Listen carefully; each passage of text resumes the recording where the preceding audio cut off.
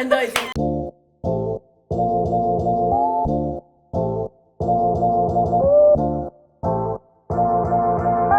Hi, I'm Siobhan. Hi, I'm Nat. Hi, I'm Cheryl. I'm Leah, and this is ZULA ChickChats. So today we're going to be talking about horoscope compatibility. So first off, what is your horoscope? Pisces. I'm a Pisces. I'm a Libra. And I'm Virgo. Okay, I'm going to read out the description of 4 horoscope signs and you're going to guess which one is actually yours. So the first one, the people born under this star sign, they are very peaceful and they are fair and they hate being alone. Partnership is very important to them. They aspire to have a balance and symmetry in their life. That's me. That sounds like a Libra. Yeah, Because that's Libra. Libra has like, you know, the weighing scale. And then it must be like balanced. I'm not going to tell you yet. You're practical and well-grounded and you feel the need to always be surrounded by love and beauty. You consider touch and taste the most important of all senses. Touch and taste. The next one is that you're curious and energetic, and you're also one of the biggest travelers amongst all the signs. And you're always in search for the meaning of life. Oh, that's Pisces. This is the last one. Okay, so you guys are very friendly and you often find yourself in the company of very different people. So these people are very selfless and they're always willing to help others without getting anything back. Also Pisces. Obviously I chose different one, right? Why do you think everything is spicy? You think you own the entire zodiac calendar, is it? Hello? I think it's number 2. I think number 2. Mine's more the last one. But actually, because both of you are the same star sign, Chef is correct. Cheryl is also correct for your star sign. So I guess you can kind of tell your own personality from like the description, right? What do you think, like define horoscope compatibility, like what do you think it is? Horoscope's either mutable or fixed sign, right? So to me, compatibility is kind of like whether you're the alpha or the beta, whether you allow the other partner to shine in the limelight, or whether you're the kind that usually just like step back. So it's how much you can give and take. So that's one like key aspect in terms of how compatible you are. I thought that horoscope compatibility is where, you know, you have your horoscope signs, and if these two signs are like balanced for each other, whether they will complement each other. So I guess you kind of all agree that it's how we balance each other out in like kind of relationships. So do you guys believe in horoscope compatibility? Like do you practice it yourself? So for me, right, I used it a lot when I was younger because I was very like awkward and small. So I used horoscopes to like help me make friends. My whole class, right, they had the birthday list. So I would like Google everybody to see who I can be friends with. And then I will low-key like know who to approach, how to approach, and then what do you roughly like. And then even in poly, like I will low-key like Google our like compatibility as a group to see, okay, who the leader type, who the hard worker, who the slightly slacker. Horoscope type is like a 70% kind of thing. I don't believe 100%, but it's low-key helped my life. I use it to see if I got a chance with my celebrity boyfriend. Yeah, you got chance, but like you can't even meet him in real life. In friendships also, you have the option to like kind of distance yourself from someone who is not as close to you. If you're in a relationship, you can't distance yourself from your partner, right? You have to live with your partner or like see them all the time. So friendships, you can definitely make the choice better. I used to not really believe in horoscopes, but then both my ex-boyfriends were like Leo. I used to read horoscopes then and I'd be like, haha, confirm bullshit one. Oh, all these challenges, I'll just surpass it lah. Yeah. But in the end, we keep on arguing about the same thing.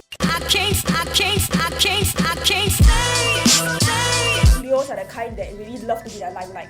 They need a partner who will really shower them all the love. Pisces is the kind of person that will really like do that for the Leo, but in the long run, right, it's not very healthy. Because the Pisces, right, very easily affected, very sensitive. But as I grew older, I realized that they said I needed someone of Earth sign. My current boyfriend is like Taurus, so when I read the signs that he's an Earth sign, I realized that we really balance each other out like a lot better. So I don't really believe because, right, like I feel that you need to judge someone based on face-to-face impressions. I mean, sometimes it's really true, but I feel that, you know, some signs, like, they have overlapping kind of, like, characteristics and personalities. Like, what I read to Chef and Nat just now, Nat had a totally different, like, interpretation of what her sign was. Like, for my boyfriend, actually, our star signs are not compatible, but I feel of all the relationships I've ever had, right, it's the best because we are both, like, in that state of mind to have a very mature, like compatible relationship. It's like not so much star signs but more personalities and goals in life that match. So like what Leah said, it's through first face-to-face impressions that made it very good. So we talk about how like horoscopes affect your compatibility and relationships, friendships kind of thing. But how do you think it affects yourself? It was like, you know, that awkward puberty age where you're like, I don't really know who I am, and I use a lot of like personality tests, like I'm an ENFP, I'm an entrepreneur, to help me find my direction in life. So it helps me to like, oh okay, like label, because you don't know what. Nobody's gonna tell you